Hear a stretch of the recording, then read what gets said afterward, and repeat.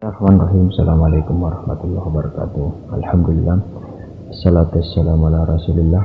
Puji syukur kita panjatkan kehadirat Allah subhanahu wa ta'ala, serta salam dan salawat kita tetap curahkan kepada baginda Nabi besar Muhammad sallallahu alaihi wasallam. Pada kesempatan kali ini saya Muhammad Muhyiddin Mahmud, program Pasca Sarjana YAIN Parepare, program studi pendidikan agama Islam, mencoba menjelaskan sedikit tentang model desain media dan model Azure. Termasuk di latar belakang melakukan proses pendidikan sesuai dengan yang disebutkan dalam PP nomor 19 tahun 2005, memerlukan banyak pekerjaan dan keterlibatan dari komponen pembelajaran. Perlu dilakukan analisis kebutuhan, perencanaan yang tepat, pelaksanaan dan penilaian kerja, dan melakukan perbaikan dari apa yang telah dilakukan. Dan banyak model pembelajaran yang dapat diterapkan untuk digunakan di dalam pelaksanaan pembelajaran. Salah satu model pembelajaran yang bisa digunakan adalah model Azure. Model Azure merupakan salah satu model yang dapat menuntun pembelajar secara sistematis untuk merencanakan proses pembelajaran secara efektif. Model Azure pada pelaksanaannya memadukan penggunaan teknologi dan media di ruang kelas. Jadi dengan melakukan perencanaan secara sistematis dapat membantu memecahkan masalah dan membantu mempermudah menyampaikan pembelajaran. Karena proses pembelajaran itu merupakan proses yang kompleks dan merupakan suatu sistem yang perlu dilakukan dengan pendekatan sistematis. Model desain media pengertiannya adalah dalam Wikipedia, desain instruksional juga disebut instructional design system atau disingkat ISD, adalah praktik menciptakan pengalaman pembelajaran yang membuat perolehan pengetahuan dan keterampilan yang lebih efisien, efektif dan menarik.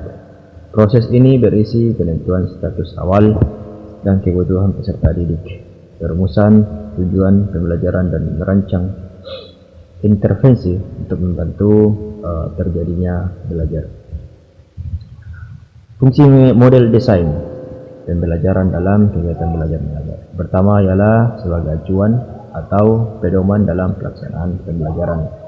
Jika seorang guru mendesain pembelajaran yang akan dilaksanakan itu dengan baik, maka dalam pelaksanaan juga akan baik dan dapat meminimalisir kendala-kendala yang mungkin akan terjadi di saat pembelajaran berlangsung. B. Menjadikan guru lebih siap dan percaya diri dalam menjalankan tugas mengajar. Sebagai guru,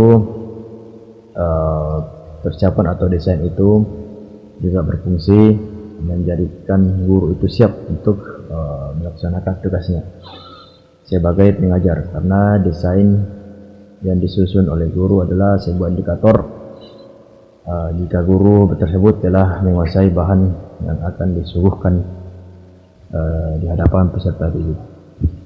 Yang ketiga, C. Meningkatkan kemampuan guru. Dengan adanya desain bagi seorang guru akan dapat meningkatkan kemampuan guru dalam mengajar dan akhirnya akan menjadikan pembelajaran lebih berkualitas dan bermakna bagi peserta didik. Komponen-komponen desain pembelajaran selaku suatu sistem belajar mengajar meliputi sejumlah komponen. Di antaranya ialah tujuan pembelajaran, bahan ajar, siswa yang menerima pelayanan belajar, guru, metode dan pendekatan, situasi dan evaluasi kemajuan belajar. Model Azure yaitu suatu model desain pembelajaran yang merupakan sebuah formulasi untuk kegiatan belajar mengajar atau KBM yang berorientasi kelas. Hinich mengungkapkan bahwa desain pembelajaran ini terdiri atas 6 tahap kegiatan sebagai berikut. 6 tahapan kegiatan di atas disingkat dengan Azure. Berikut adalah tahapan-tahapan kegiatan pada model desain pembelajaran Azure. Pertama ialah analyze learners. Yang kedua adalah state objective, select method, media and material, utilize media and materials, require learners participation, and evaluate and revise. Model Azure. Analyze learners atau analisis siswa. Jika media dan teknologi pembelajaran dilakukan secara efektif, harus ada kesesuaian antara karakteristik siswa dan konten dari metode, media, dan bahan belajar. Langkah pertama dari model Azure adalah melakukan analisis siswa. Beberapa faktor yang dipertimbangkan dalam analisis siswa. Yang pertama, karakteristik umum. Karakteristik umum siswa dapat dilihat dari usia, tingkat pendidikan, pekerjaan, budaya, dan sosial ekonomi. Yang kedua, kemampuan awal siswa.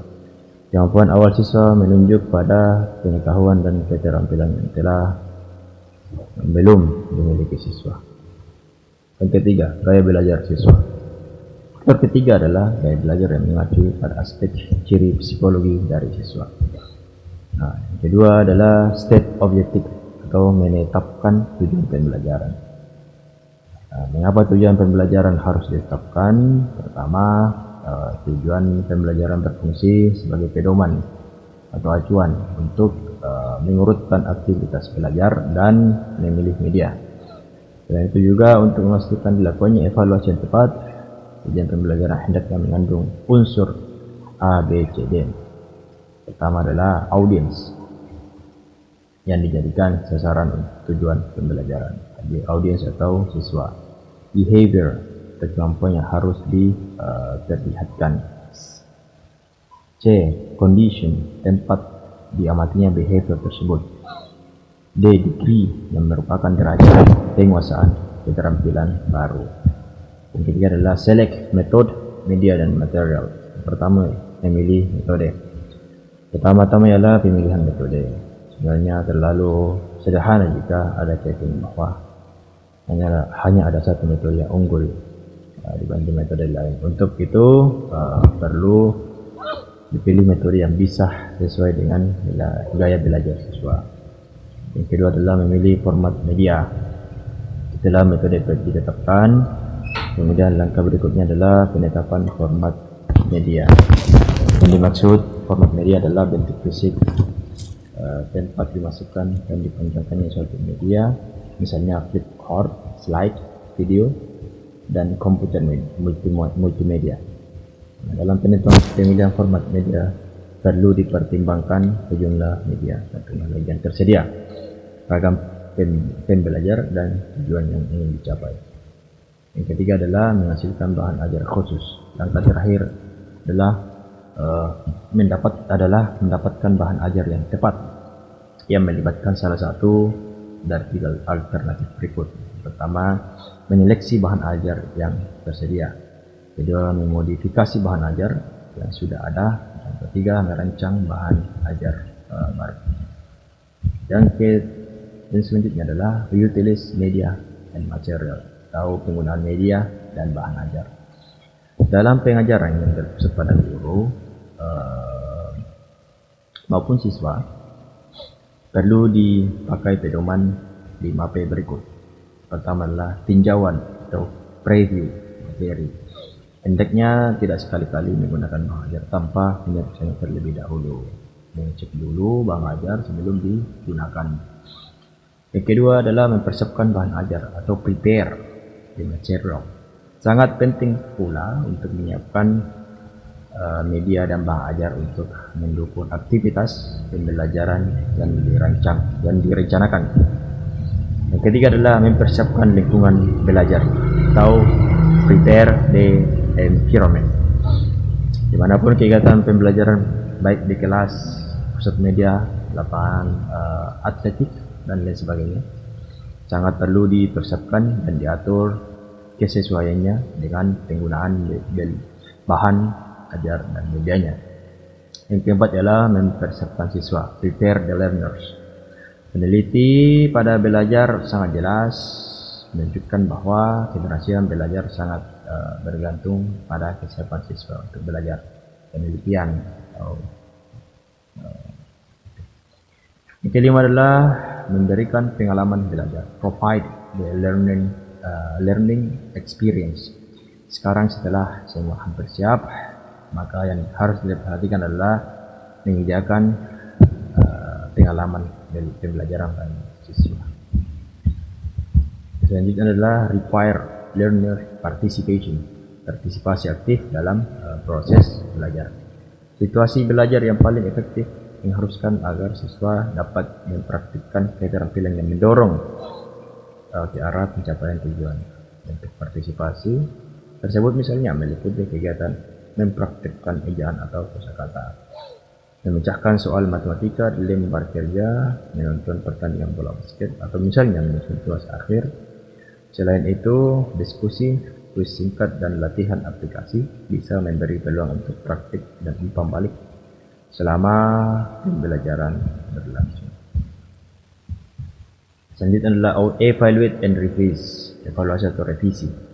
Komponen terakhir model Azure untuk pembelajaran yang efektif adalah evaluasi dan revisi. Berikutnya dikemukakan dua tujuan evaluasi, yakni mengukur prestasi siswa dan mengevaluasi media dan metode. Pengajar atau guru harus melakukan refleksi terhadap proses pembelajaran yang telah dilakukan serta masing-masing komponennya. Jangan lupa dibuat catatan-catatan segera setelah menyelesaikan pembelajaran dan lakukan rujukan ke catatan-catatan tersebut sebelum mengimplementasikan pembelajaran itu lagi atau mengulang pembelajaran itu lagi. Jika data evaluasi Anda atau sebagai guru ternyata menunjukkan adanya kekurangan di bidang-bidang tertentu, maka sekarang tiba saatnya untuk kembali memperhatikan bagian yang kurang tepat tersebut. Nah, ini adalah kesimpulan dari model Azure. Oke, mungkin itu yang bisa saya sampaikan pada kesempatan kali ini. Mohon maaf jika ada salah kata. Saya pribadi meminta maaf. Akhiri, assalamualaikum warahmatullahi wabarakatuh.